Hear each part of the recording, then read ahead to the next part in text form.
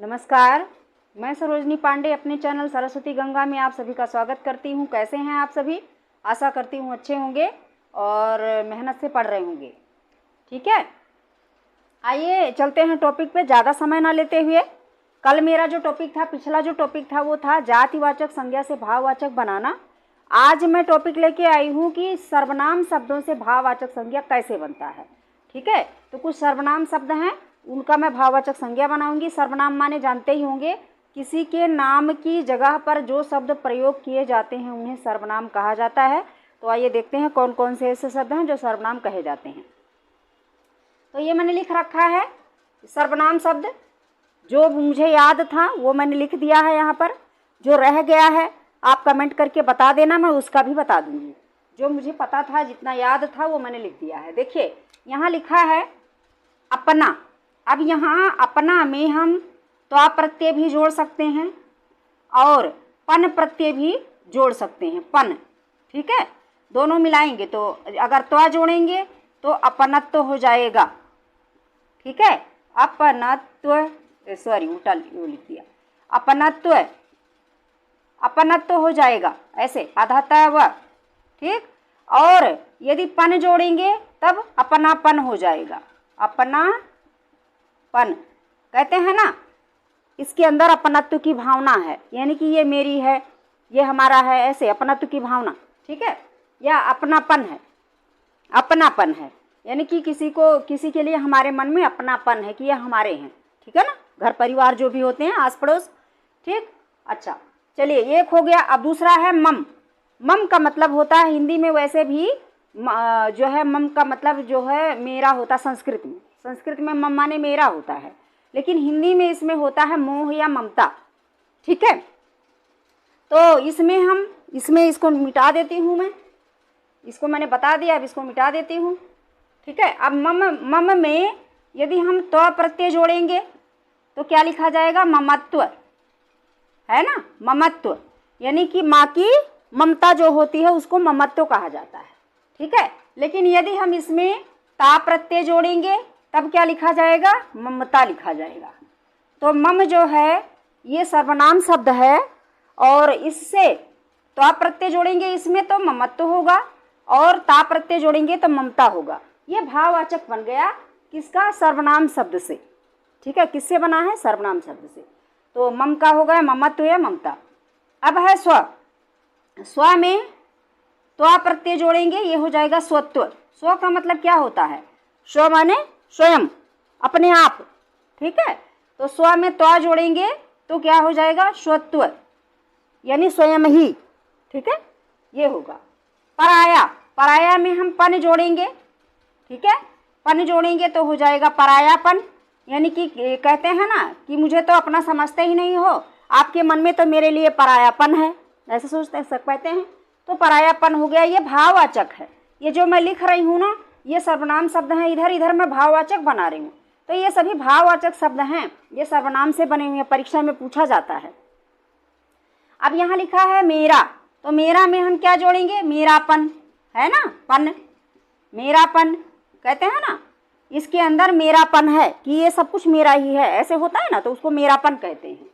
ठीक, अब तेरापन, यानी कि तेरा मेरा जो सब करते हैं, है ना, तो इसके अंदर कि तेरा है, ये तू ही संभाल इसे, मैं नहीं करूँगा इसे, मैं नहीं रखूँगी, है ना, ऐसे करते हैं ना सब लोग कि ये तुम्हारा है, तुम ही संभालो, मैं नहीं ले रही इसको।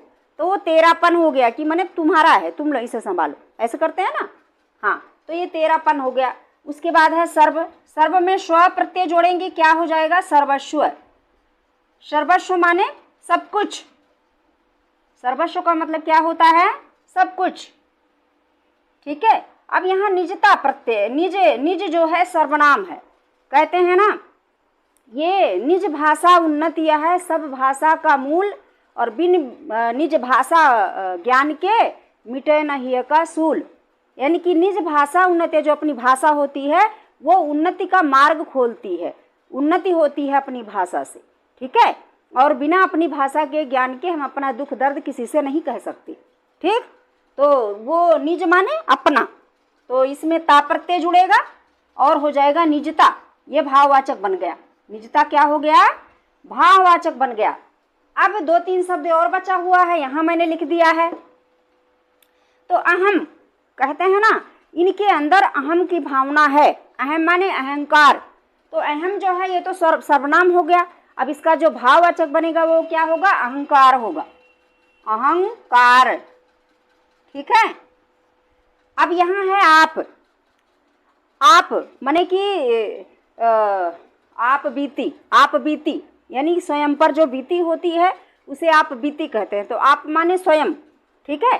तो इसका जब हम भाववाचक बनाते हैं तो इसमें पा जोड़ते हैं, आ बड़ा आ जोड़ते हैं, आ प्रत्यय लगा देते हैं, तो ये क्या हो जाता है?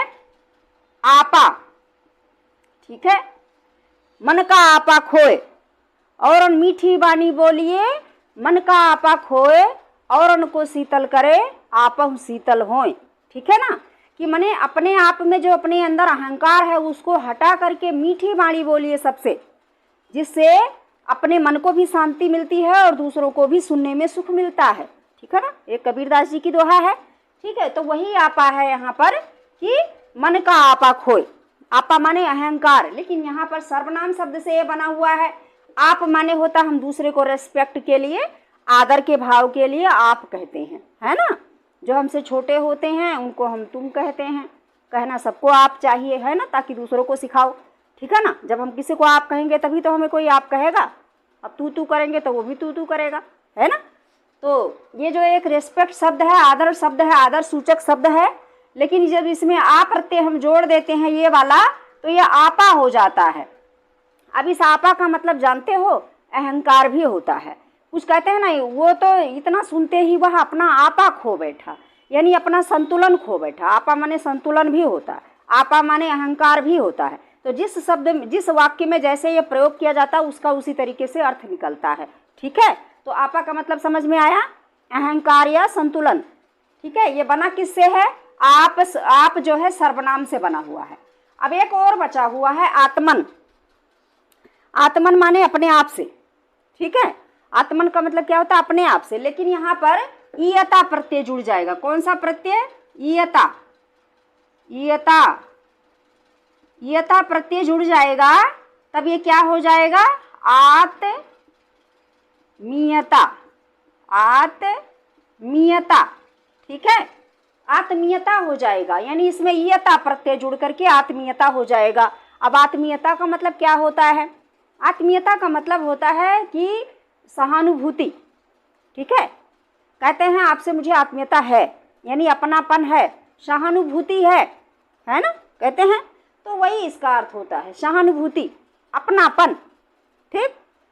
और आत्मन क्या है? आत्मन जो है सर्वनाम शब्द है। तो देख लिया आपने कि जब हम सर्वनाम शब्द में इसको देख रहे थे तो कुछ और अर्थ निकल रहा था, लेकिन जब हमने इसमें कार जो है, ये कार यहाँ पर जुड़ा है। ठीक है। कार जो प्रत्यय है वो हमने जोड़ दिया, तब ये अहंकार हो गया, तो ये कुछ और अर्थ देने लगा, है ना। तो ये भाववाचक हो गया। अब ये भाववाचक बन गया। यहाँ क्या था? सर्वनाम था, यहाँ सर्वनाम है, यहाँ सर्वनाम है, लेकिन इसमें ये प्रत्यय जुड़ने की वजह से ये भाववाचक बन गए हैं, भाव दे रहे हैं। भाव माने क्या होता है? भाव माने, अब देखो, अहम, अहम हमने कहा तो उसका मतलब क्या हुआ कि जो अहम का मतलब अपने आप को लगाना। ठीक है। यानी अहम का मतलब कहते हैं अहम ब्रह्मास्मि, मैं ब्रह्म हूँ।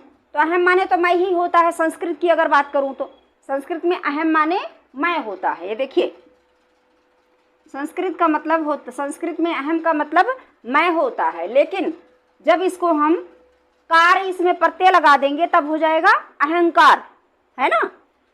अहम का दो अर्थ होता है, एक तो मैं होता ही है। संस्कृत में अहम का मतलब मैं होता है। ठीक है, कि मैंने किया, मैं जाऊंगा, तो वो वाला मैं होता है। लेकिन दूसरा अहम का मतलब होता है घमंड करना। ठीक है। और जब उसी में हम कार जोड़ देंगे तब अहंकार हो जाएगा। अहंकार का मतलब घमंडी। एक होता है घमंड, तो वो सब घमंड शब्द जो होता है वो विशेषण होता है। लेकिन जब हम घमंडी लिखते हैं तब घमंडी शब्द क्या होता है जानते हो? जो है ये भाववाचक संज्ञा हो जाता है। ठीक है। सॉरी, गलत बोल दिया है मैंने।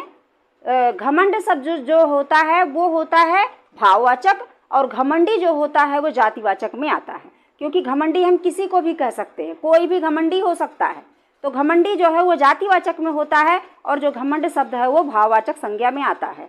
घमंड, किसी को हम घमंडी कहते हैं तो उससे हम बात कर सकते हैं, उसको टच कर सकते हैं, छू सकते हैं, है ना, देख सकते हैं। लेकिन जो उसके अंदर का घमंड है उसको हम देख नहीं सकते, छू नहीं सकते, सिर्फ महसूस कर सकते हैं कि अरे ये तो बड़ा एटीट्यूड वाला, इसके अंदर बड़ा घमंड है ना, ऐसे कहते हैं। तो वो हमें सिर्फ फील होता है, महसूस होता है, ठीक है। लेकिन घमंडी हम किसी को भी कह सकते हैं। तो घमंडी शब्द जो है वो जाति सूचक शब्द है, ठीक है, जातिवाचक में आता है। तो ये था आज का वीडियो जिसमें मैंने आपको बताया कि सर्वनाम शब्दों से कैसे भाववाचक संज्ञा बनाया जाता है। ये परीक्षा के लिए बहुत ही महत्वपूर्ण होते हैं, परीक्षाओं में अक्सर पूछे जाते हैं और परीक्षा में यही जो है मात दे देते हैं, हम भूल कर बैठते हैं, गलती हो जाती है और फिर हमारा 1 नंबर कट हो जाता है, 2 नंबर हमारा कट जाता है, ठीक है। तो ध्यान से देख लीजिएगा, इसका स्क्रीनशॉट ले लीजिए, 2-3 बार वीडियो घुमा घुमा के पढ़ लेना ताकि ये अच्छे से याद हो जाए, परीक्षा में कोई दिक्कत ना आए आपको, ठीक है। तो चलिए ठीक है, आज मैं इतना ही पढ़ाऊँगी, मिलते हैं अगले वीडियो में। तो इसे शेयर करते रहिए, जिन लोगों ने जो नए आए हैं देख रहे हैं वो सब्सक्राइब कर लें, क्योंकि मैं इसी चैनल पर संस्कृत भी पढ़ाने जा रही हूँ, ठीक है। संस्कृत ग्रामर पढ़ाऊँगी, अच्छे से पढ़ाऊँगी, एक भी चीज़ बाहर नहीं जाएगी, परीक्षा की दृष्टि से जो उपयोगी होगा वही मैं संस्कृत में पढ़ाऊँगी, यानी कि पूरा ग्रामर कंप्लीट कराऊँगी, जो संस्कृत व्याकरण पूरा है वो पूरा का पूरा कंप्लीट कराऊँगी, ठीक है। तो यदि नए देख रहे हैं तो सब्सक्राइब कर लीजिए, बहुत फ़ायदेमंद रहेगा। और यदि पुराने लोग देख रहे हैं तो आप ज़्यादा से ज़्यादा इसे शेयर कीजिए। नमस्कार।